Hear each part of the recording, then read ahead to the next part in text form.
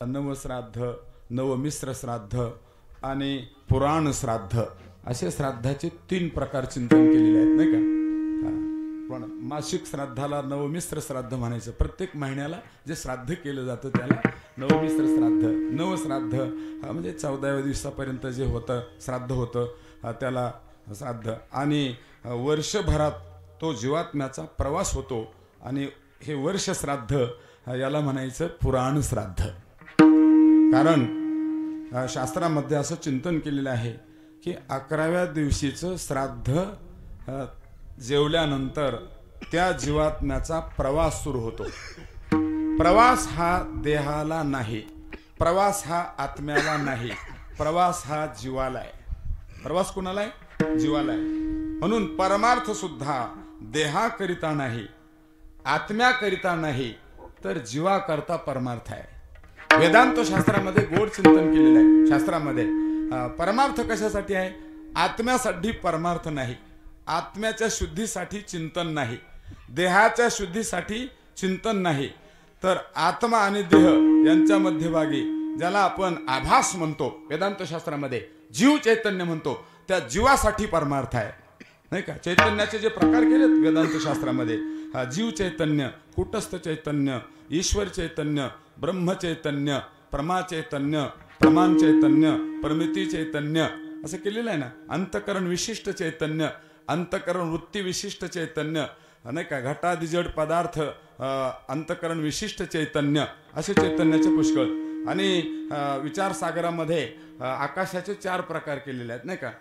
घटाकाश, जलाकाश, मेघाकाश आणि महाकाश, नाही का? म्हणजे हे आकाशाचे प्रकार समजले म्हणजे चैतन्याचे प्रकार समजतात. जीव चैतन्य मी कशासाठी बोलतो? हे जे सगळं केलं जातं हे जीवाच्या ऊर्ध्वगतीसाठी केलं जातं, देहासाठी नाही आणि आत्म्यासाठी नाही. मग जीव चैतन्य म्हणजे काय? अंतकरण, अंतकरण अधिष्ठान चैतन्य आणि त्या चैतन्याचं अंतकरणामध्ये पडलेलं प्रतिबिंब, त्याला जीव चैतन्य असं म्हणत जावं. कुटस्थ चैतन्य, बुद्धीला अधिष्ठान रूपाने जे चैतन्य आहे त्याला म्हणतात कुटस्थ चैतन्य. ईश्वर चैतन्य, माया, मायाधिष्ठान चैतन्य आणि त्या मायाधिष्ठान चैतन्याचं मायेमध्ये पडलेलं प्रतिबिंब त्याला म्हणायचं ईश्वर चैतन्य. आणि ब्रह्म चैतन्य जे सर्वज्ञ आहे, सर्व व्यापक आहे, त्याला म्हणायचं ब्रह्म चैतन्य. त्याला उपनिषदामध्ये वर्णन केलेलं आहे. सच्चित सुखात्मकम ब्रह्म, विज्ञानम ब्रह्म, प्रज्ञानम ब्रह्म, त्याला ब्रह्मचैतन्य असं म्हणतात. त्याला काय म्हणतात? ब्रह्मचैतन्य. पण इथे जीवाभास, नाही का? आभासासाठी परमार्थ आहे. म्हणून ज्ञान कुणाला होतं? देहाला होतं की आत्म्याला होतं का आभासाला होतं, असा प्रश्न करतात शिष्य.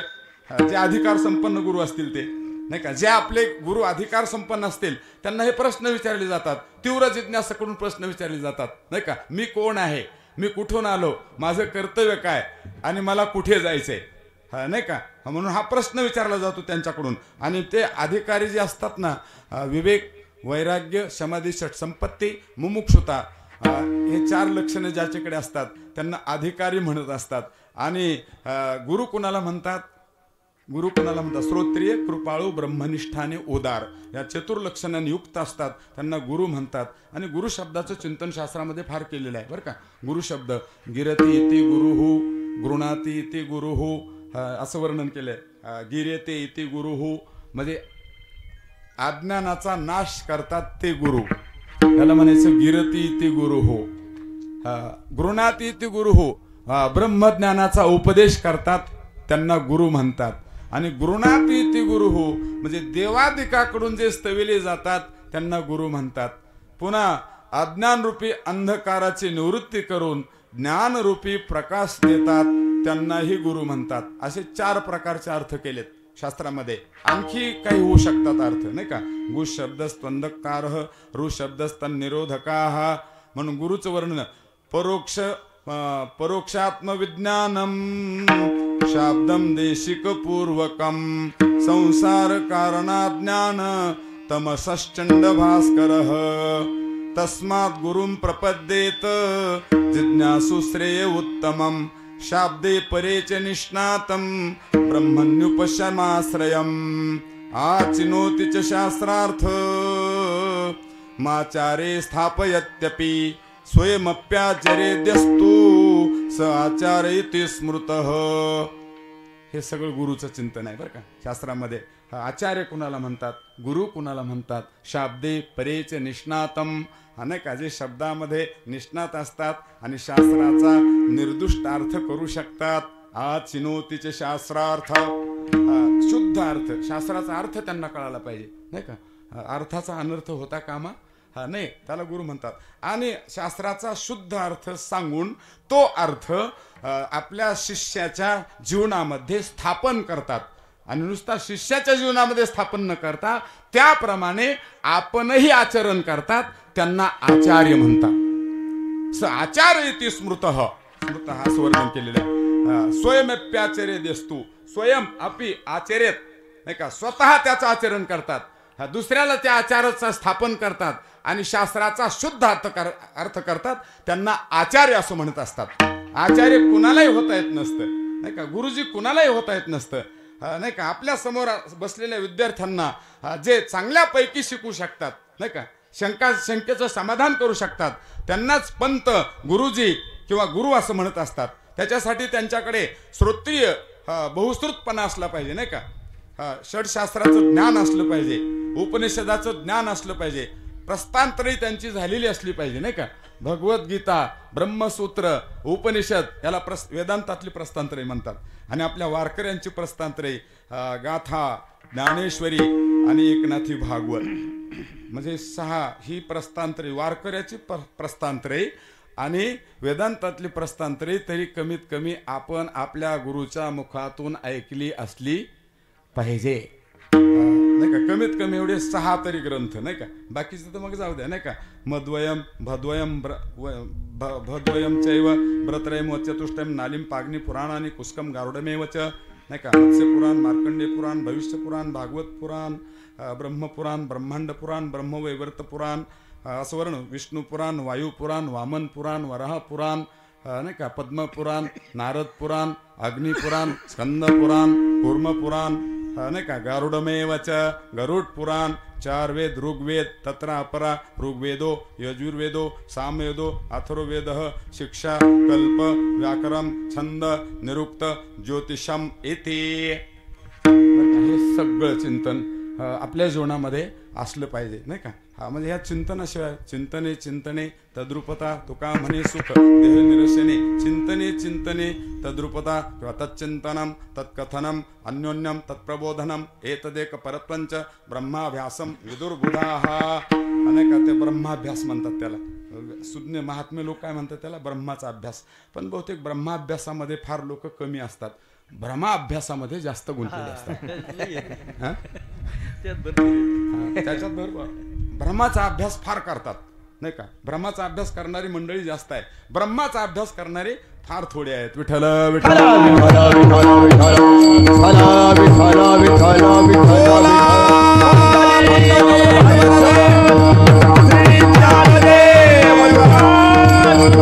पंढरीनाथ भगवान की जय.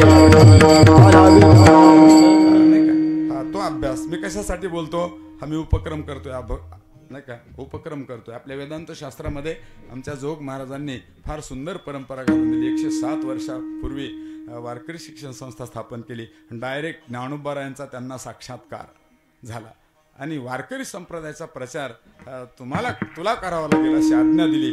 आणि नंतर स्वानंद सुखनिवासी जोग महाराजांनी 1917 साली वारकरी शिक्षण संस्था स्थापन केली. ती आज तागायत चालू आहे. शिक्षकांना पगार नाही, विद्यार्थ्यांना फीस नाही आणि कुठलाही मानधन न घेता एवढं मोठं उच्च प्रतीचं तत्वज्ञान फ्री ऑफ चार्ज मध्ये शिकवलं जातं. अशी जगाच्या पाठीवर एकच संस्था आहे, तिचं नाव आहे वारकरी शिक्षण संस्था जोग महाराज. विठ्ठल विठ्ठल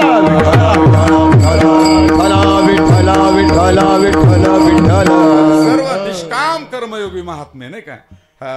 जोग महाराजांना गुरुवर्य व्यंकट स्वामी महाराज, गुरुवर्य मामासाहेब दांडेकर, मारुती बाबा गुरव, लक्ष्मण बाबा इगतपुरीकर, पांडुरंगजी शर्मा इथपर्यंत ते आम्ही पाहिले नाही. पण तिथून नंतरचे मग पुढे हे मंडळ भाऊसाहेब व शांताराम बाबा गुरुजी, भाऊसाहेब महाराज वरुळकर, कदम माऊली नाही का, कदम माऊली, नंतर विठ्ठल बाबा चौधरी, विठ्ठल बाबा घुले, मधुकर बाबा शिंपी, पांडुरंग बाबा वैद्य, रामचंद्र बाबा निकम, नथुसिंग बाबा राजपूत, हे आम्हाला शिकवलेले गुरुवारे नाही का. महादेव बाबांना आम्ही त्यांच्याकडून शिकलेलो आहोत.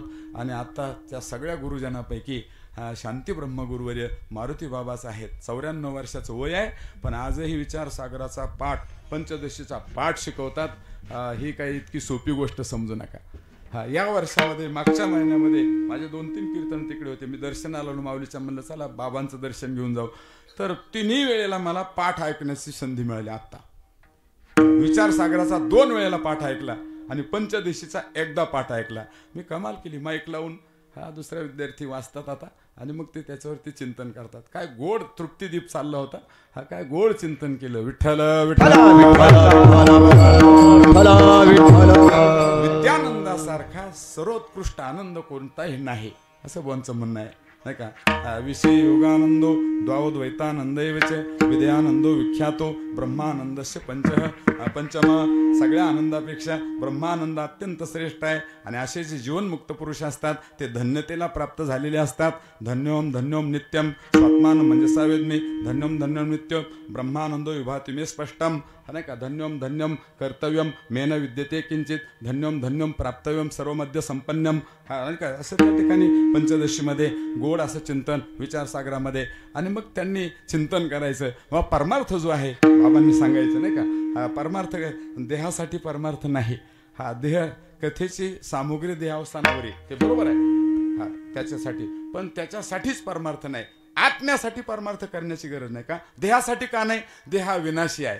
अस्ति जायते वर्धते विपरिणमते अपक्ष्यते न विनश्यती, हे षड्विकाराने युक्त असलेलं आहे. म्हणून त्याच्यासाठी परमार्थाची गरज नाही. आत्मा विशुद्ध आहे, त्याचा कधीच नाश होत नाही नाही का. अयम आत्मा स्थिर नाही का, अचल सनातना असं जे आत्मतत्व आहे, त्याच्यामुळे आत्म्यासाठी परमार्थी गरज. मग जे मध्ये अडकलेला आहे ना, उपाधीचा स्वीकार करून मलिन नाही का, मलिन अशी उपाधी अविद्या आहे. त्या अविद्या मलिन उपाधीने युक्त जे जीव चैतन्य आहे, त्याच्यासाठी ही सगळी खटाटोप आहे. ऊर्ध्वगती प्राप्त करून घेण्यासाठी त्याच्यासाठी हे कर्म करावे लागतात. म्हणून मी तुम्हाला नाही का उपक्रम करता करता मी बाजूला गेलो नाही, पण तुम्हाला विषयाची संगती लावून देतोय नाही का. कशासाठी. 11व्या दिवशीचं श्राद्ध जेवल्यानंतर त्या जीवात्म्याचा प्रवास सुरू होतो. परलोकातला प्रवास, इहे लोकातला प्रवास थांबतो. आणि 11व्या दिवशी त्यातली श्राद्ध जेवला की त्या जीवात्म्याचा प्रवास सुरू होतो. तो प्रवास, त्याला प्रवास करत असताना 16 मुक्काम करावे लागतात. त्याचे विश्रांती स्थान किती आहेत. 16 आहेत. आणि दर दिवसाचा प्रवास 247 योजन आहे. दर दिवस म्हणजे 1 योजन म्हणजे 4 कोस, बरोबर आहे ना पाटील. 1 योजन म्हणजे किती. 4 कोस म्हणजे 247 गुणिले 4 900. गणित पक्क असलं पाहिजे त्याच्यासाठी बरं. आमचे गुले बाबा म्हणायचे, ज्याचं गणित पक्क त्याचं जीवन पक्क. विठ्ठल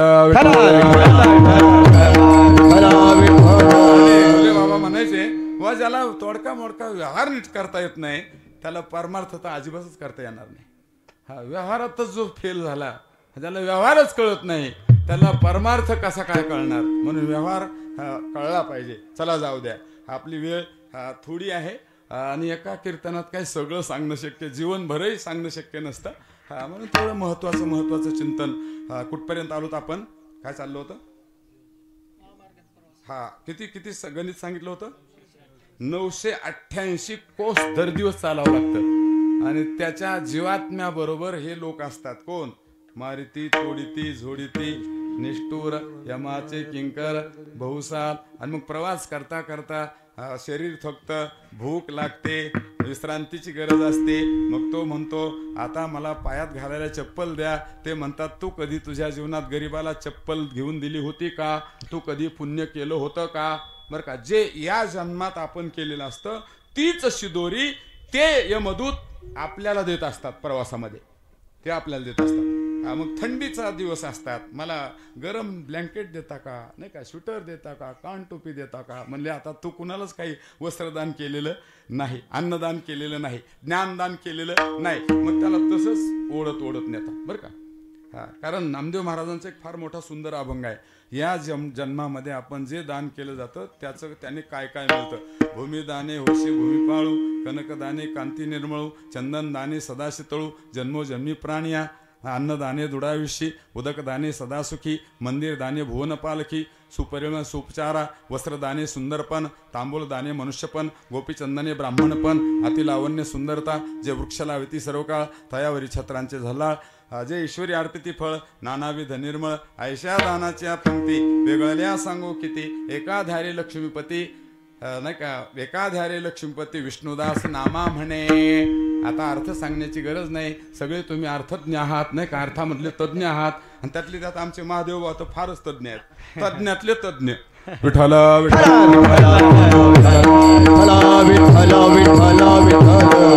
आम्ही आमचा विनोद चालत असतो बरं का. आता कीर्तनात नको, मोठे बाबा होते तेव्हा बी आमचे खूप, आम्ही दोघं जण एका बाजूला होऊन त्यांची नाही का फार फजिती करायचो, फार निश्चिती करण्याचं आमच्या डोक्यात. त्यांनी कधी निश्चिती होऊ दिली नाही. आमच्या डोक्यात निश्चिती करण्याची तयारी दोघांच्या बी.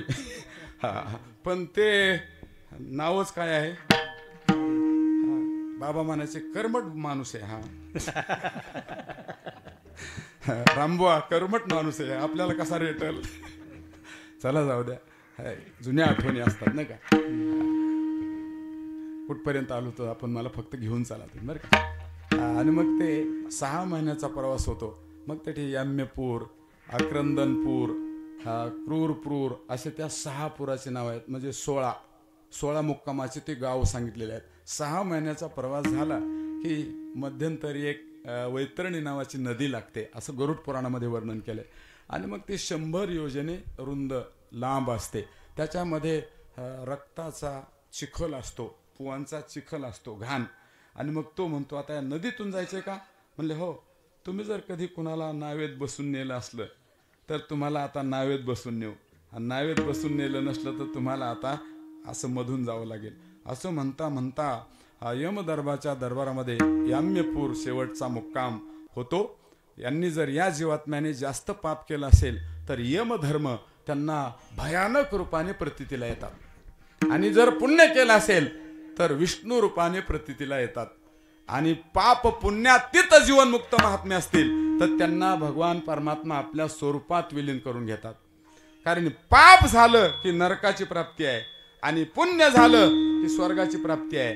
पण पाप पुण्याच्या पलीकडे जे महात्मे जातात नाही का, त्यांना भगवंताचं स्वरूप आहे. पुन्हा त्यांना जन्म नाही, मरण नाही. विठ्ठल विठ्ठल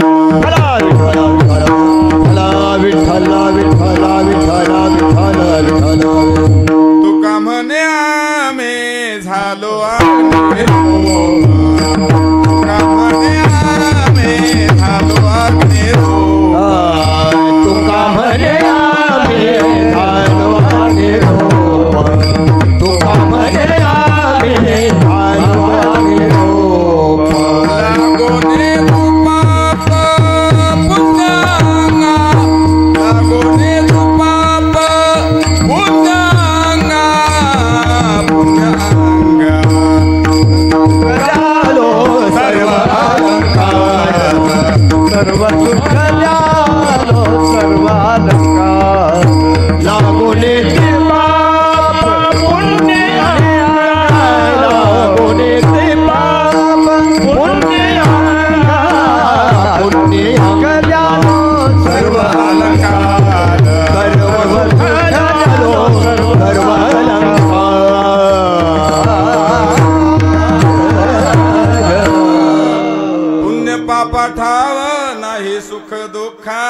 लाभहानी शंका नासलिया, लाभहानी शंका नासलिया. नाही का, तुकोबारांना विचारलं, म्हणजे तुम्ही पुण्य पापाच्या बाबतीत तुमचं, म्हणजे मी पुण्याला आश्रय देत नाही, पापाला आश्रय देत नाही का. ज्या वस्तूचा विनाश होतो त्या विनाशी नाशक्या वस्तूच्या आम्ही नादी लागत नाहीत आणि त्यांना आश्रय देत नाहीत. पापाचा नाश होतो नामस्मरणाने, पुण्याचा नाश होतो उपभोगाने. दोघांनाही नाश आहे. म्हणून पुण्यही धोकेबाज आहे आणि पापही. हा तुका म्हणे जाती पुण्यक्षय म्हणजे पुण्याचा क्षय आहे आणि पापाचा क्षय नामसंकीर्तनम यश सर्व पाप प्रणाशनम. पापाने पापाचा नाश नामस्मरणाने होतो आणि उपभोगाने पुण्याचा नाश होतो. म्हणून पुण्य आणि पापात आम्ही थांबत नाहीत. अग्निरूप होतो म्हणजे ज्ञानरूप होतो. आम्ही ज्ञानरूप होतो. लागोन येदू पाप पुण्य अंगा आणि मग अशा महात्म्याचं आणि मग असा प्रवास तो जीवात्म्याचा होतो आणि त्या जीवात्म्याला सद्गती मिळत असते. काय मिळत असते? आणि हे नैमित्तिक कीर्तन असल्यामुळे हा विषय सांगितला मी नाही का. समयो जाना नाहीतर तुकोबारा म्हणतात समयो न कळे वेडगळ बुद्धी. हा वर्ष श्राद्धाचं कीर्तन आहे. आणि तिसरंच सांगायला सुरुवात केली नाही का. जो प्रसंग असेल त्या प्रसंगावर बोललं पाहिजे. म्हणून हा प्रसंग वर्ष श्राद्धाचा आहे. श्रद्धेने ही मंडळी त्या ठिकाणी. मग आपल्याला जर एखाद्या वेळेस डाऊट आला, ज्यांनी पुण्य केलं त्याला ऊर्ध्वगतीच होते. पण आपल्याला डाऊट आला की आपल्या आजोबांनी वडिलांनी पुण्य केलं नाही पाप केलं, मग त्यांना ते अधोकारले जातील. पण त्यांनाही अधोगतीला जाऊ द्यायचं नसेल तर त्यांच्या निमित्ताने नाही अन्नदान, वस्त्रदान, ज्ञानदान ठेवायचं आणि त्या या सत्कार्यामध्ये जे काही पुण्य प्राप्त होतं त्या पुण्याचा संकल्प परिवारातील लोकांनी त्या जीवात्म्याच्या नावाने सोडला म्हणजे त्या जीवाची अधोगती टळते आणि त्याला ऊर्ध्वगती प्राप्त होते. असं धर्मशास्त्रामध्ये चिंतन आहे. विठ्ठल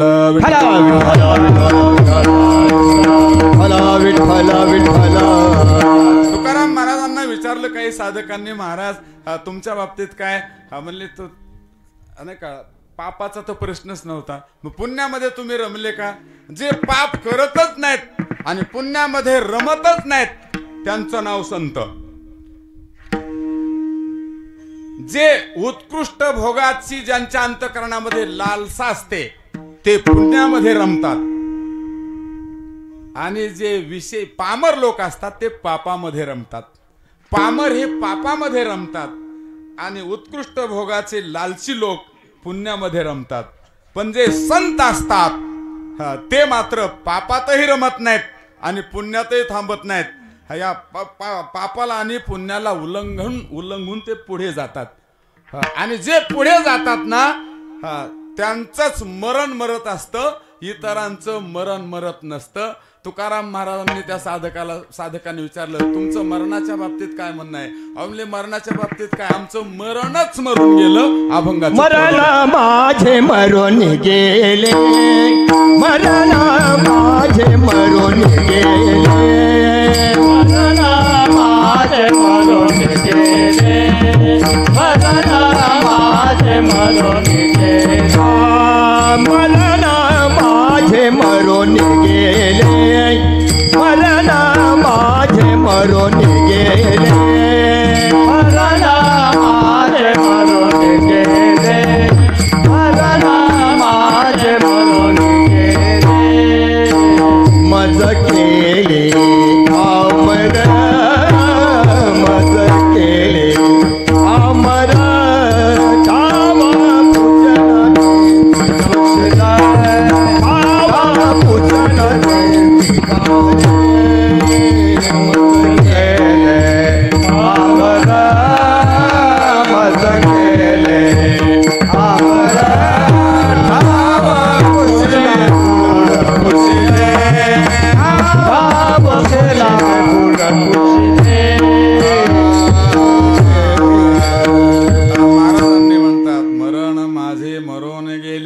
मज केले अमर. माझं मरणच मरून गेलं आणि मला अमर केलं. मरण मारणं, मरण कुठे मरत असतं का? आपण जर विचार केला जिवंत माणसं मरतात नाही का. मरण मरतं का? पण संत जीवनामधली ही विशेषता आहे. बरं विचार केला तर सामान्य लोक नुसतं मर म्हटलं तरी घाबरतात. प्रमाण आहेत आपल्या संतांमध्ये. आगा मरहा बोलून साहते. नुसतं आपण म्हणलं ना मरा म्हणतात, तुम्ही मारा. उलट माणसं बोलतात, मला मारता का तुम्ही? तुम्ही मारा ना. तुमचं काय व्हायचंय आता? आणि झालं तरी आम्हाला काय घेणं आहे? होत असलं तरी काही तुमचं हा मला मरा म्हणतात. मर म्हटलं तरी माणसं एकमेकावर तुटून पडतात. नुसतं मर आगा मर हा बोलणं साहते. हा मर म्हटलं तरी लोक जगस्पृही आस्पद नाही का सार्वभौमपद जगपृहे आस्पद न मरणे निर्विवाद जगा पढिये काय ज्ञानोबरांनी लिहिलेले आहेत नाही का. हा नाही का न प्रत्येकाला वाटतं मी अमर झालो पाहिजे. पण अमर होण्यासाठी अमरत्वासाठी जी साधनं करायची असतात ती साधनं आपण करत नाहीत. आपण अमर कसे होणार. महाराज म्हणतात अमर आहा खरे की पहा न म्हणे देह माझा ऐसा मग भरवसा कळेल. हा नाही का असं चिंतन केलेलं आहे ना. हा पण मरण सहन होत नाही. आणि माणसं मरणाला घाबरतात. माणसंच नाही चांगले सुद्धा मरणाला घाबरतात. कुणालाच माणसं घाबरत नाहीत इतकं पण मरणाला घाबरतात. माणसाला माणसं घाबरत नाहीत. बापाला माणसं घाबरत नाहीत. पापालाही माणसं घाबरत नाहीत. बापालाही घाबरत नाहीत. पापालाही घाबरत नाहीत बरं का. फक्त मरणाला घाबरतात. डॉक्टरांनी सांगितलं आता तुम्ही हे केलं तुम्ही मरणार म्हणून त्यालाही काही माणसं घाबरत नाहीत. इतके माणसं पुढे गेलीत आता. हा डॉक्टरनी सांगितलं तरी माणसं काय व्हायचे ते होईल म्हणतात. हा नाही का काय व्हायचं ते होईल नाही ते काय आपण काय अमर राहणार आहेत का. मग आहेत तोपर्यंत. हा डायबिटीस वाल्याला सांगितलं गोड खाऊ नका पण चांगली गावरान तुपातली कडवलेली जिलेबी जर समोर आली बाकीचे खाऊ लागले तर यालाही दम निघत नाही. अहो दुसरे म्हणतात तुम्हाला हा नाही का डायबिटीस आहे खाऊ नका खाऊ द्या कधीतरी मरायचेच ना. म्हणजे मरणाला काही माणसं त्या ठिकाणी पण घाबरतात. पण माणसं मरणाला घाबरतात. हा काही का होईना एकांतात का होईना मरणाचं भीती दाखवली की घाबरतात. जे मरणाला घाबरतात सोपी व्याख्या सांगतो तुम्हाला त्यांना माणसं म्हणत जावं. आणि जे मरणाला घाबरत नाहीत त्यांना बावळट म्हणत जावं. आणि मरण ज्यांना घाबरतं त्यांना संत म्हणत जावं. लक्षात आलं तर बघा. हा ज्यांना मरण घाबरतं त्यांना संत म्हणतात आणि मरणाला जे घाबरतात ती माणसं असतात. मरणच त्यांना मरण संतांच्या पुढे हात जोडून म्हणतं आम्हाला जगू द्या. कुणाला म्हणतं संतांना. मरण म्हणतं आम्हाला तुम्ही जर मारलं तर हे जगलेले आहेत ना हे चांगल्या माणसाला नीट जगू देणार नाहीत. ह्या विचित्र माणसाला मारण्यासाठी आम्हाला जगू द्या अशी मरणाची संतांकडे प्रार्थना आहे. यातलं महत्वाचं चिंतन आहे. विठ्ठल विठ्ठल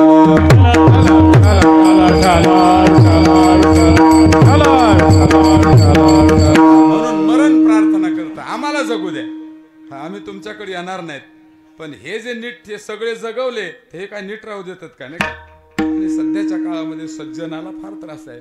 हा कारण लबाड लोकांची संख्या जास्त झाली. सज्जन कोणत्याही क्षेत्रातला असू द्या मग वैज्ञानिक क्षेत्र असू द्या ऐतिहासिक असू द्या आध्यात्मिक असू द्या प्रापंचिक असू द्या व्यापारिक क्षेत्र असू द्या कोणतंही असू द्या. हा जास्त जिकडे लोकमत असेल तिकडे आणि लबाडांची संख्या जास्त आहे. सज्जनाचं कोणी ऐकून घ्यायला तर बुड्डी सच कहते लेकिन सुनता है कौन नाही का. घरातली म्हातारी खरं सांगत असते असं केल्याने असं होईल. ते म्हातारीचं डोकं बदलले आता.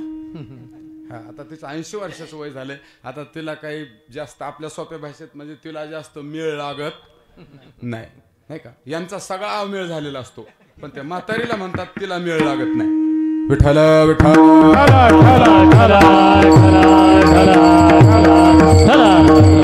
म्हणून मरण सुद्धा संतांच्या समोर घाबरतं. म्हणून तुकोबाऱ्या स्वाभिमान मरण माझे मरून गेले. कारण तुका म्हणे कैची की कोठे जीव या तत्वज्ञानाच्या सिंहासनावर आमचे संत त्या ठिकाणी आरूढ झालेले असतात नाही का. संत जीवनमुक्त शुचो देशे प्रतिष्ठाप्य स्थिरमासन आत्मनः नाही का. त्यांनी त्यांचं आत्म्यामध्ये त्यांची बुद्धी स्थिर झालेली असते आणि आत्माकार वृत्ती झालेली असते त्यांची संत महात्म्यांची. त्याच्यामुळे ते कोणाला घाबरत नाहीत नाही का. घाबरत नाहीत संत महात्मे. भीत नाहीत कोणाला. आम्हा हरीच्या दासा काही भय नाही त्रैलोकी. हा देव उभा मागे पुढे देव उभा मागे पुढे उगवी कोडे संकट उगवी कोडे संकट देव उभा मागे पुढे देव उभा मागे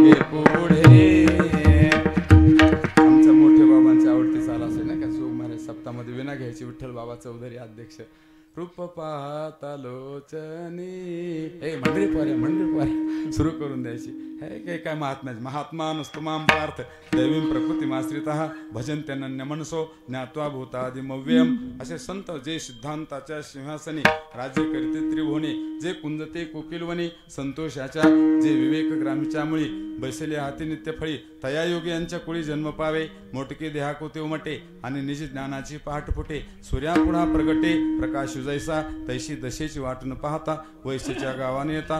बाळपणीच सर्वज्ञता वरी तयाते, ते सिद्ध प्रज्ञेची निलाभे. जिव्हे सारस्वतची दुभे, मग सकळ शास्त्री स्वयंभे निगती मुखे. ऐसे जे जन्म जया लागी देव सकाम, स्वर्गी ठेले जप होम करीती सदा. अमरी भाट होईजे मृत्यू लोकाते वाणिजे, ऐसे पार्था जन्मगा जे जे ते तो पावे.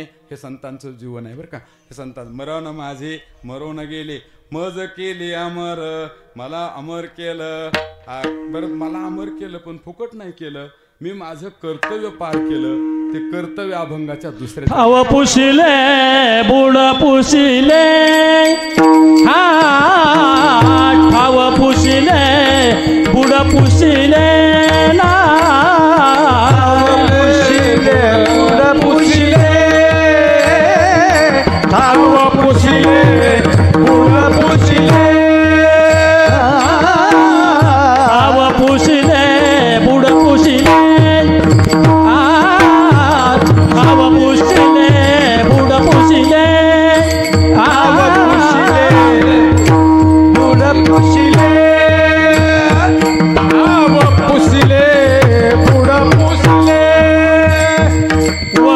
वसले देह भाव, वसले देह भाव, भाव पुसले बुड पुसले, भाव पुसले बुड पुसले, वसले देह भाव, वसले देह भाव,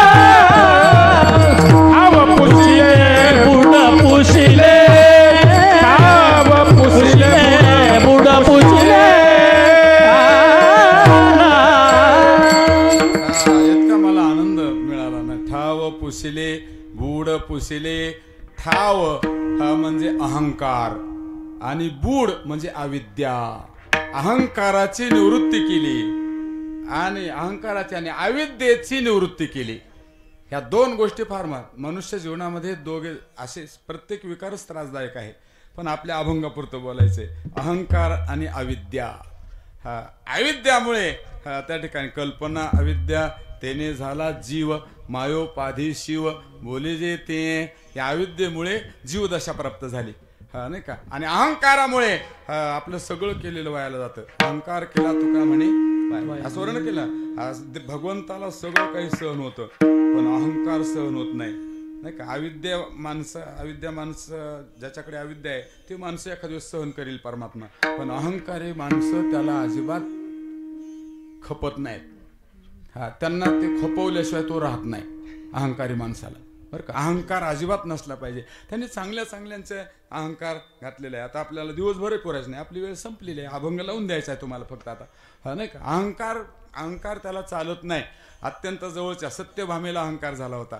जवळ राहणं सांगतो. अर्धांगिनी तिचा अहंकार घालवला. गरुडाला अहंकार झाला होता, मी वाहन आहे परमात्म्याचं, तिला अहंकार, त्याचा अहंकार घातला. नारदाला अहंकार झाला, त्याचा अहंकार घालवला. अर्जुन एवढ्या जवळचा, त्याला या विश्वामध्ये माझ्यासारखा योद्धा कोणी नाही असा अहंकार झाला. आणि माझ्यासारखा प्रिय कृष्णाच्या जवळ कुणी नाही त्याचाही अहंकार घालवला. अनेक कथा आहेत हा पुराणामध्ये. अर्जुनाचा अहंकार घालवला. हा ते ताम्रध्वज राजा नाही का, मयूरध्वज राजा असून त्याची कथा बघा तुम्ही. पांडवांनी राजर्षी यज्ञासाठी ताम्रपट लावून घोडा पाठवला. तिकडे त्या काळात मयूरध्वजाने ताम्रध्वज नावाचा त्याचा मुलगा तोही पाठवला आणि ताम्रपटावर लिहिलं, तुमच्यात हिंमत असेल तर आमच्यावर युद्ध करा, आणि युद्ध करण्याची हिंमत नसेल तर आपलं सैन्य आपली संपत्ती आम्हाला स्वाधीन करा. पण त्या ताम्रध्वजाने अर्जुनाचा घोडा धरला. युद्ध झालं, अर्जुनाला हरवलं, गपचूप बसले. हा बरं का, देवच होते बरोबर. पुन्हा हा म्हणले आता याची सुद्धा जिरवली. हा कोणाची कधी जिरवायची ही त्याला माहिती आहे, त्याला माहिती आहे बरं का. म्हणून माणसाने माणसाचे किती जिरवण्याचे प्रयत्न जिरत नाही, देवाच्या मनात आल्याशिवाय त्याची जिरत नाही. हा बरं का, त्या परमात्म्याच्या मनात आलं. आणि मग थोडक्यात सांगतो मी तुम्हाला, सगळी सुज्ञ मंडळी आहात तुम्ही नाही का, थोडक्यात. आणि मग ते घोडा बांधला आणि मग ते गुरु शिष्याचं रूप धारण केलं कृष्णाने आणि अर्जुनाने, आणि मयूरध्वज राजाकडे गेले आणि म्हणले असं असं आहे, आमच्यावर असं असं संकट आलं, एक सिंह आला आणि तो आम्हाला खातो म्हणला माझ्या शिष्याला. पण आम्ही म्हणलं आम्हाला वाचवा. म्हणले मग एक काम करा, मयूरध्वज राजाने जर त्याच्या पत्नीने आणि मुलाने जर त्याचं शरीर कापून दिलं अर्ध भाग, तर आम्ही तुम्हाला सोडतो. आणि तुम्ही राजे जे आहेत सूर्यवंशातले, तुम्ही उदार आहेत, तुम्ही दिलेला शब्द पाळल्याशिवाय राहत नाहीत, म्हणून आम्ही तुमच्याकडे आलो. हे कोण बोलतंय? ब्राह्मण, पण कृष्णरूपी ब्राह्मण. हा, पत्नी आली, पत्नी म्हणली मी अर्धांगिनी आहे, 10 मारावेत पण 10चा पोशिंदा मरू नये, हा माझं शरीर घ्या. ते म्हणले नाही, तुमच्या हाताने कापलेलं पाहिजे. मुलगा म्हणतो वडिलाची प्रतिआकृती म्हणजे मुलगा असतो, हा माझं अर्ध शरीर घ्या. नाही म्हणले तुमच्या दोघांच्या मायलेकराच्या हाताने हे केलं. अर्जुन पाहतच राहिले, गंमत ते. दोघांनी करवत दिली हातामध्ये. बा काय धाडस असेल, किती हिम्मत असेल, किंवा परमार्थावर किती आढळ श्रद्धा असेल त्यांची, तत्वावर, आपल्या तत्वावर. आणि मग ते शरीर शिरावरून धरली ती करवत आणि कापू लागल्यानंतर डाव्या डोळ्यातून पाणी आलं. इथपर्यंत आल्यानंतर लगेच हे ब्राह्मण म्हणले असं रडत रडत दिलेलं दान आम्ही घेत नाहीत. हा म्हणले तसं नाही भूदेवा, तुम्ही अतिथी आहात.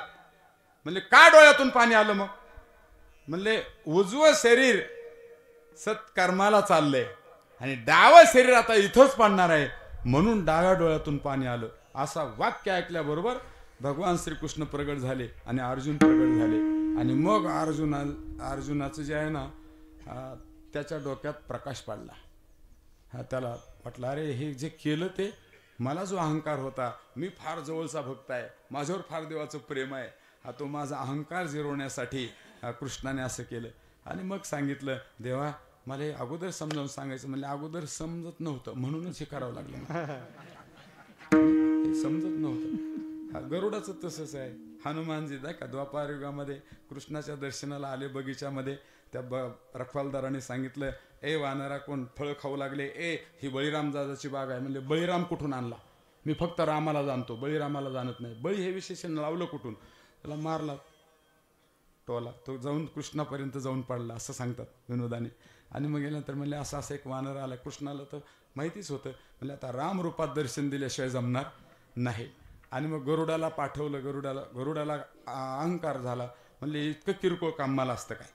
माझ्या पाठीवर बसून परमात्मा मी वाहतो त्यांना, आणि इतकं किरकोळ काम मला सांगतात. गेल्यानंतर वानरा ताईटमध्ये बोलला, दिला टोला एक, द्या टोला एक. हा ते पडलं फडफड करत जाऊन. म्हणले तुम्ही ते वानर सामान्य नाही देवा, तुम्ही कशाला लावलं मला, एका टोल्यात तुमच्यापर्यंत आणलं. हा मग म्हणले आता तिथं गरुडाची थोडी जिरली होती 50%. सत्यभामेला नेहमी स्वरूपाचा अभिमान होता. पाठवला आमंत्रण, तू पटकन सीता होऊ नये, नाही तर हनुमंतराय आपल्यावर सगळ्यावर रागवतील, पटकन सीता होऊ नये. मग आता ते सीता व्हायचं म्हणजे काय, ते साड्या बदलू लागली नाही का, मेकअप त्यावेळेला होतं का नव्हतं काय माहिती आपल्याला. पण मग त्याला क्षम्य असते, थोडं जास्त सांगितलं तरी. तसं सांगूच नाही का, या गादीवर काल्पनिक सांगू नये बरं का, दंतकथा सांगू नये, इतिहास सांगावा. प्रेम भक्ती वैराग्य ज्ञान इतरा गोष्टी न कराव्या, हे नारदाची गादी आहे. पण लोक काय असं झालं आता, ह्या गोष्टी ऐकायलाच कुणी तयार नाही. हे सोडून जर असेल गबाळ, त्याच्यासाठी जास्त गर्दी. म्हणजे भक्ती ज्ञान वेदांत पुराण हे जर नसेल त्या कीर्तनात, ते म्हणतात वा काय कीर्तन झालं नाही का, हसवलं की नाही का, काय रात्रीचं कीर्तन झालं. म्हणले जरा जडच झालं. म्हणले डोक्याहून गेलं काय, म्हणतात डोक्याहून काय राव, मंडपाच्या वरून गेलं. हा पुन्हा दुसऱ्या दिवशी हास्य मजाकचे कीर्तन, वा काय कीर्तन झालं. एक म्हणतो माझा तर डोळ्याला डोळाच लागला नाही, दुसरा म्हणतो माझी पापणीच खाली पडली नाही, तिसरा म्हणतो पापणीचं डोळ्याचं काय घेऊन बसले, रात्रीच्या कीर्तनकाराने तमासगिराची आठवणच येऊ दिली नाही. म्हणजे तमासगिर आणि कीर्तनकार एका कॅटेगरीत जमले समजता का तुम्ही. कीर्तनकाराची क्वालिटी कुणी कळ नाही का, त्याचे आचार विचार कसे असले पाहिजेत. म्हणजे तमाशाची माऊली ज्ञानेश्वर जगद्गुरु तुकाराम नगर नारायण महाराज मच्छिंद्रनाथ भगवान की जय महाराज सब संतांना की जय. तिला काही जमत नाही का. मग गरुडाला सांगितलं आता तुम्ही जा. म्हणजे आता कशाला पाठवता डबल. पण गरुड जाता जाता देवा आता नका पाठवू. बरं हे माझ्याकडून चुकीचं होतंय असं तुम्हाला वाटत होतं, घराच्या आत सांगायचं. म्हणले घराच्या आत तू रेटलाच नाही ना, म्हणून तो उंबरठ्यावर मॅटर आलं. घरात जेव्हा मिटत नाही तेव्हाच गावकऱ्याकडे येतं ना, घरगुती नाही. काही शाने अहो तुम्ही भाऊभावाचे मॅटर हे उंबऱ्याच्या आत बसून मिटवाय. अहो म्हणले काय सांगा तुम्ही शहाणे माणसं कशाला गावगाड्यात आणलं. अहो म्हणले गावगाड्यात आणल्याशिवाय ते मिटतच नव्हतं ना. तसं गरुडाचा अहंकार नष्ट केला. सत्यभामेचा अहंकार, तिला सीता होताच येत नाही. नारद होते म्हणे तिथे, विनोदाने सांगितलं जातं. नारदाला म्हणतात मी कशी काय दिसते, सीताच्या नखासारख्या सुद्धा नाहीत आता. मग म्हणले वेळ झाला, हनुमानजी येत आहेत. रुक्मिणी साहेब तिथेच होत्या. म्हणले चला सीता होऊन. त्यांना काय तशाच सीता होऊन निघाल्या. जे ओरिजिनल असतं ते ओरिजिनल, त्याला नटाफाटा नाही काय करायची गरज नसते नाही का. जे खानदानी परमार्थ असतो, रक्तातूनच परमार्थ असतो, तो वेगळाच असतो. सहज तुका तरी सहज बोले वाणी, त्याच्या घरी वेदांत वाहे पाणी. नाही का ओढून ताडून ते जमत नसतं आणि ते टिकत नसतं नाही का. म्हणून ते मोठेपण सांगत असताना नाही का, कुळामुळे मिळालेला मोठेपणा, लोकांनी दिलेला मोठेपणा आणि स्वाभाविक असलेला मोठेपणा, हा हे मोठेपणाच आहे ना नाही का. लोकांनी दिलेला मोठेपणा, लोकांचं ना आपलं जोपर्यंत प्रेम असतं तोपर्यंत टिकत असतो. लोकांचं ना आपलं दोन मित्र असतात, फार प्रेम एकमेकाचं, आणि पुन्हा एकमेकाला का हो म्हणले तुम्ही अगोदर त्यांचं फार खूप चांगले वेदशास्त्र संपन्न नाही का, शास्त्री आचार्य. आता तर तुम्ही त्यांचं नाव घेतलं नाही, त्याचं नावच घेऊ नका का. लोकांनी दिलेला मोठेपणा टिकत नसतो, लक्षात ठेवा. पण आमचे घुले बाबा म्हणायचे, तपश्चर्या करून, साधना करून, निष्काम भक्ती करून, अनन्य भक्ती करून मिळालेले जे मोठेपण असतं, ते मोठेपण कुणी हिरावून घेण्याचा प्रयत्न केला तरी कुणीही ते हिरावून घेऊ शकत. माझे सर्वात्मकपण हिरावून नेतो कोण नाही का. कुळामुळे मोठेपणा मिळालेला असतो, तो सुद्धा टिकत नाही. कुलाचार भ्रष्ट झाला त्याचा मोठेपणा संपत असतो. म्हणून मी तुम्हाला हे सांगतो की सत्यभामाचा अपमान झाला, अहंकार नष्ट केला, अर्जुनाचा अहंकार नष्ट केला. अशा अनेक कथा आपल्याला पुराणामध्ये सांगता येतील. म्हणून ठाव पुसिले महाराज म्हणतात, मी अहंकार दूर केला, पुन्हा अविद्येची निवृत्ती केली हा नाही का. ठाव पुसिले बुड पुसिले, आणि त्याच्यामुळे देहात्म भाव जो आहे तो ओस पडला. देहभाव ही देहबुद्धीच राहिली नाही, सर्वत्र आत्मबुद्धी, सर्वत्र आत्मबुद्धी झाली. ठाव पुसिले बूड पुसिले, ओस ओसले देहभाव, पुन्हा आला होता गेला पूर, धरला धीर जीवने. या विकारांचा पूर आला, पण मी नामरूपी जीवन माझ्या अंतःकरणामध्ये धारण केलं आणि धैर्य धरून राहिलो. नामसंकीर्तन नाही का. जीवनामध्ये पूर येत असतो, जात असतो, अनुकूलता येत असते, प्रतिकूलता येत असते, गरिबी येत असते, श्रीमंती येत असते, पण आलेली श्रीमंती राहत नसते, आलेली गरिबीही राहत नसते नाही का. अनुकूलता प्रतिकूलता नाही का, कीर्ती अपकीर्ती, मान अपमान, सुख दुःख हे पूर येतच असतात. पण आपण नाम संजीवन आता संजीवनी जर मुखात धरली, धीर धरून, तर आला होता गेला पूर, तो आलेला पूर निघून गेला हा नाही का. आणि धरला धीर जीवने, मी जीवनामध्ये धीर धारण केला. नाहीतरी म्हणले हे जुनाटच होते, परंतु मी धीर धरल्यामुळे हे सगळे विकार आहेत ना ते नष्ट झाले. हे शेवटच्या चरणात सांगतात.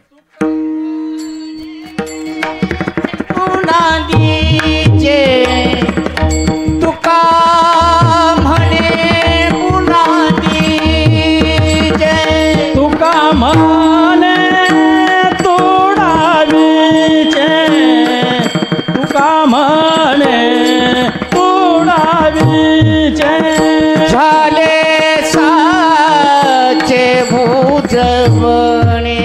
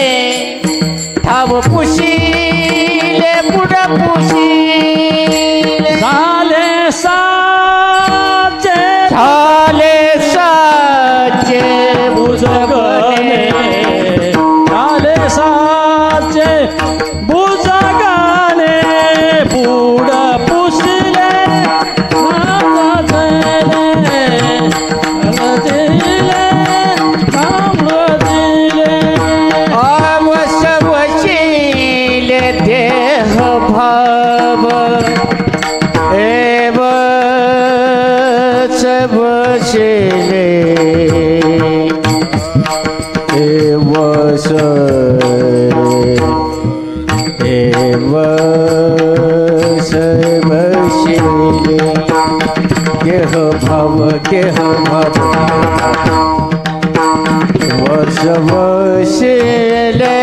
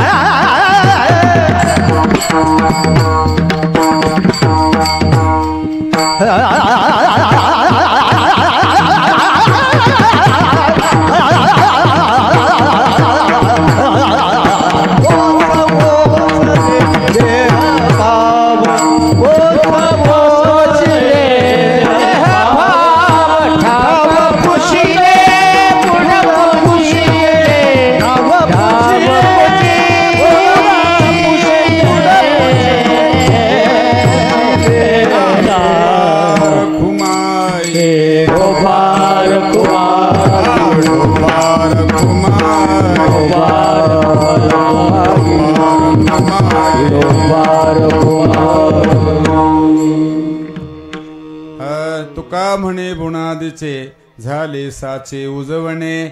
आपली वेळ समाप्त झालेली आहे. अनादिकालापासून हे विकारांचा त्रास होता तो आमच्या जीवनातून निवृत्त झाला. आणि विकार जाणं हे फार महत्त्वाची गोष्ट आहे. विकार घालवले पाहिजे आणि सद्विचार आपल्या जीवनामध्ये साठवला पाहिजे. संत महात्मे आपल्याला हे शिकवतात, हा तुम्ही विकाराचं समूळ उच्चाटन करा आणि आत्मविचार आपल्या जीवनामध्ये अनुकरणात आणा. आत्म्याचा विचार करा आणि संतांच्या प्रमाणे आचार आपल्या अनुकरणामध्ये आणा.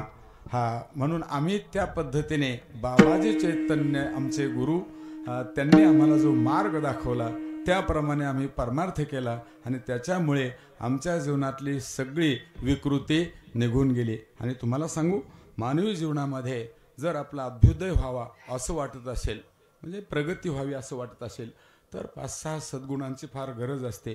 त्यापैकी पहिला सद्गुण आहे संस्कार, दुसरा सद्गुण आहे संयम, तिसरा सद्गुण आहे सेवा, बरं का, चौथा सद्गुण आहे सहकार्य आणि 5वा सद्गुण आहे सज्जनता. या गोष्टी आपल्या जीवनामध्ये जर आपण अनुकरणात आणल्या तर निश्चित आपल्यालाही एक दिवस भगवत दर्शन झाल्याशिवाय राहत नाही, नाही का. लीनता असली पाहिजे, व्यापकता असली पाहिजे, परिच्छिन्न वृत्ती कामाची नाही. म्हणून संत हे विशाल हृदय असतात. म्हणून आपण माणसं म्हणून जगतो. हे संत मंडळी नसते आपल्या भागामध्ये होऊन गेले पूर्वी जुने संत. विशाल हृदय माणसाचे 4 प्रकार सांगितलेले आहेत, बरं का. कृपण हृदय, अनुदार हृदय, उदार हृदय आणि विशाल हृदय. त्यापैकी संत हे विशाल हृदय असतात. संतांचं हृदय कसं आहे? विशाल आहे. कृपण हृदय कुणाला म्हणायचंय? आपणही खात नाही आणि दुसऱ्याला खाऊ देत नाही, नीट खाऊच देत नाही, त्याला म्हणायचं कृपण हृदय. अनुदार हृदय, फक्त आपणच खातो, दुसऱ्याला अजिबात काही देत नाही.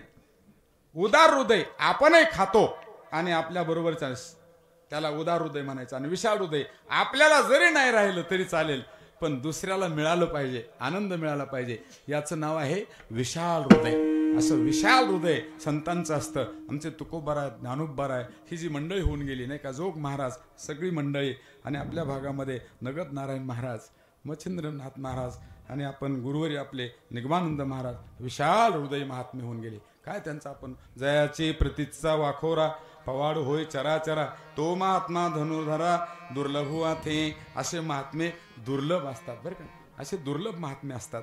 म्हणून गुरुवर्य महंत महादेव बाबा, आपल्या परिसरातली ही सगळी मंडळी महात्मे लोक आहेत ना, हे विशाल हृदयची मंडळी होऊन गेले. आणि त्यांच्यामुळे आपल्याला परमार्थ समजला, नाही का. शास्त्र कशाला म्हणतात हे कळलं नाही का. नाही तर शास्त्र कशाला म्हणतात, कशा बरं खातात हे काय कळालं असतं, हे जुने महात्मे नसते तर, नाही का. संगीतातलं शास्त्र कळालं नसतं आणि इकडचं ज्ञानातलंही शास्त्र कळालं नसतं. कारण प्रत्येक क्षेत्रामध्ये शास्त्र आहे. प्रपंचातलंही शास्त्र कळालं पाहिजे तर त्याचा प्रपंच चांगला होतो. संगीतातलं शास्त्र कळालं तर त्याला चांगलं गाता येतं. ज्ञानातलं शास्त्र कळालं तर त्याला चांगलं बोलता येतं. नाही तर मग आपले पाटणकर गुरुजी म्हणायचे ना, नाही का, ओरडणं म्हणजे गाणं नव्हे रे गोडश्या. गोडशेबा त्यांचे गुरुबंधू ते, बरं. गोडशेबांना त्यांनी शिकवलं पाटणकर. नुसतं त्यांचं ओळकटी आणि पिशवी, बागलात पिशवी एवढंच. दुपारी 12 वाजता उलटी प्रदक्षिणा कधी कधी डोक्यात आलं तर. पण संगीतातले इतके तज्ज्ञ आणि चांगले विचारायचे माणसं. अरे गाणं वेगळं आणि ओरडणं वेगळं, पखवाज वाजवणं वेगळं आणि पखवाज बडवणं वेगळं. तसं कीर्तनात बडबड करणं वेगळं आणि शास्त्रशुद्ध पद्धतीने कीर्तन करणं हा वेगळं, असे त्या ठिकाणी मुद्दे असतात. तेव्हा तुका म्हणे बुनादीचे झाले साचे उजवणे, ठाव पुशिले गुड पुशिले, ओस ओसले देहभाव. झालेली चिंतन सेवा ज्या गुरूंच्या कृपेने, सद्गुरूंच्या कृपेने केली, त्या सद्गुरूंच्या कृपे पायी नतमस्तक होतो आणि समर्पण करतो. जमलेले माझे माता पिता बंधू भगिनी, तुम्हा सर्वांचं दर्शन घेतो, सर्वांना आशीर्वाद मागतो. आमच्या परमार्थाला पाठबळ द्या, नाही का. आतापर्यंत जसा परमार्थ होत राहिला तसा इथून पुढे व्हावा एवढंच मागतो. आमचे मृदंगाचार्य, नाही का, गायनाचार्य मंडळी, कीर्तनकार, प्रवचनकार, सगळ्या मंडळींना कोटीशा प्रणाम करतो. आणि माझ्या परिवाराच्या वतीने जोग महाराज संस्थेचा एक विद्यार्थी म्हणून या कैलासवासी दशरथ भाऊ यांना भगवंताने सद्गती दिलेलीच आहे. कारण ते भजनानंदी होते आणि परत त्यांना चांगली भगवंताने आपल्या स्वरूपात विलीन करून घ्यावं अशी प्रार्थना करतो आणि सेवेला थांबतो. ज्ञानेश्वर ज्ञानेश्वर